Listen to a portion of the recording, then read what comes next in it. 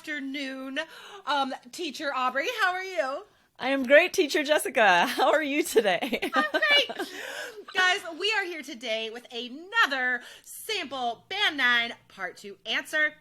If this is your first episode in this series, guys, go back and watch the rest of this YouTube-only series where we give sample IELTS speaking answers and tell you a specific thing in each video to help your IELTS speaking score. So I was an examiner for 14 years. I have trained Aubrey in everything regarding IELTS examining. So guys, we know everything you need to know to increase your IELTS speaking score. So as in the other videos, one of us will give a sample answer and the other one will tell you what to learn to increase your score.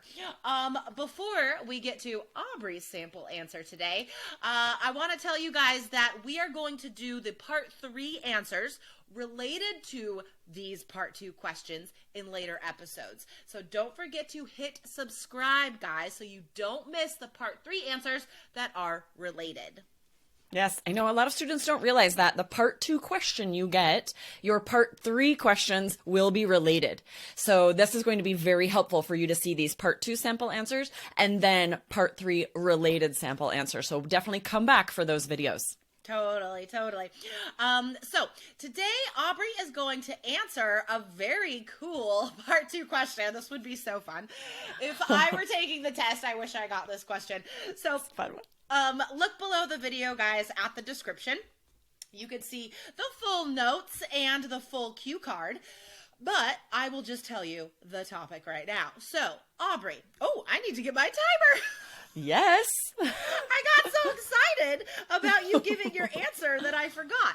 Okay, guys, so today Aubrey is going to describe a time you tried a new food for the first time. Okay, go ahead.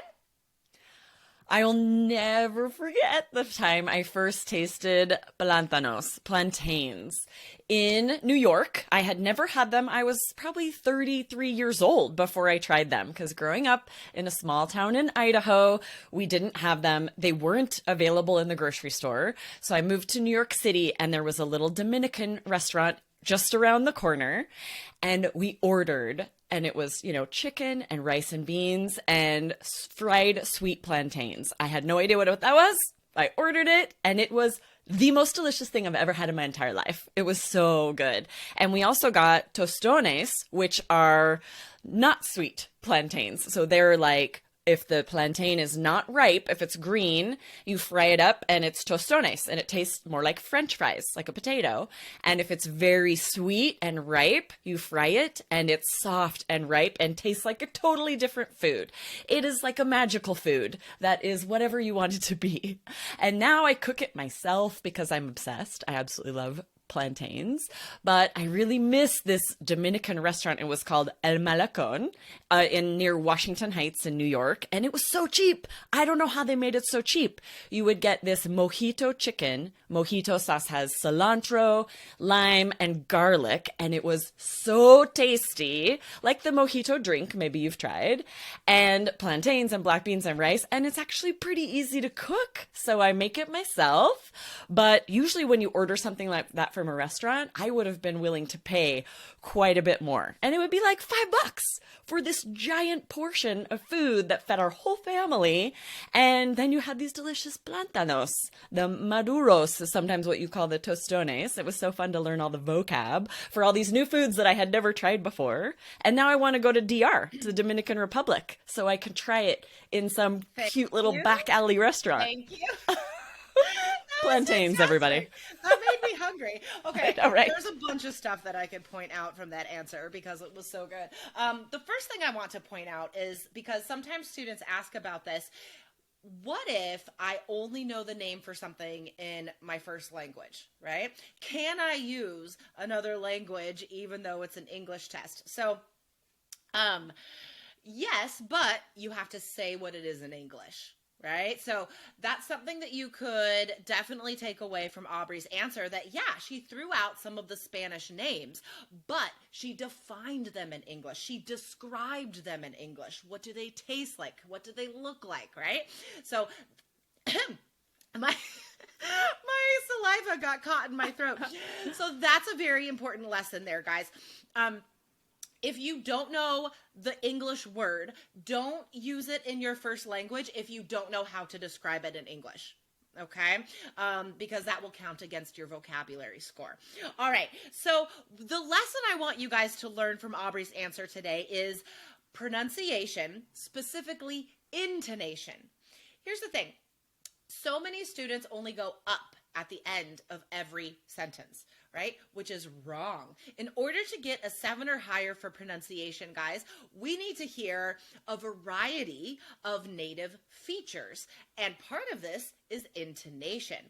So Aubrey was very expressive, but the sentences only ended with an upward intonation when I would put an exclamation mark on it, when it was like really exciting. Okay, so let me give you guys some examples. First of all, dragging out a word to emphasize, you can hear in the first sentence. Aubrey, you said, I'll never forget. And it was like, never. This is a very long word. So guys, you should watch that and mimic the way Aubrey is speaking in that answer.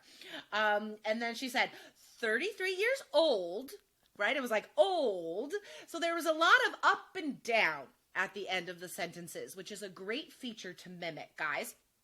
And then you were like, no idea what that was. And it sort of went up at the end because you were remembering the curiosity, the surprise from that moment. And I could hear that emotion because you had that upward intonation at the end of that statement. But still, guys, mostly downward intonation at the end, even though she's expressive. So more like French fries, right? It is a magical food. And I could hear other students trying to say that and it always going up because they felt it was exciting. Okay. Still, guys, that's not natural, right? And then, so an example of it going up with 2 words at the end. So cheap. Because it's a surprise. So we show you that with how we are talking. So tasty.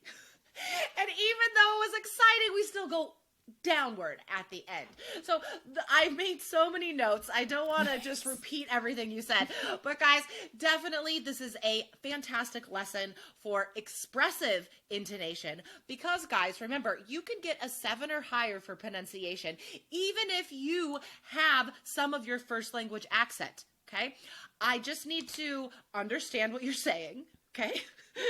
To get a 7 or higher, and I need to hear native pronunciation features, which intonation goes a long way to impressing the examiner, guys. So definitely listen and mimic today.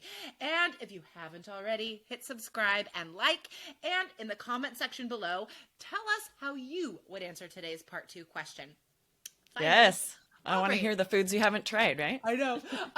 I would have described eating fried grasshoppers in Thailand. Ooh, that would have been fun too, to do that another time.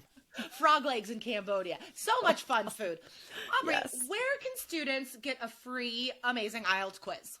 Yes, you guys, we have made this for you. It's our gift to you. Happy 2022. Go check it out. It's at allearsenglish.com/IELTS quiz. Take a free 2-minute quiz and you get your estimated band score and free resources that are at your level. So check it out today. All right, awesome. And remember, you got to hit subscribe, guys, so you don't miss our next video in this series. We'll do another part 2, and then we're going to dive into part 3 answers related to all of these part 2 topics. So, Aubrey, I'll see you next time. Yep, see you next time. Bye. Bye. Bonus tip, get a 7 or higher with the All Ears English app featuring real-time transcripts and vocabulary practice that will push your score higher. Plus, fun video lessons with Lindsay, Michelle, and Jessica. Download the app today at allearsenglish.com/app.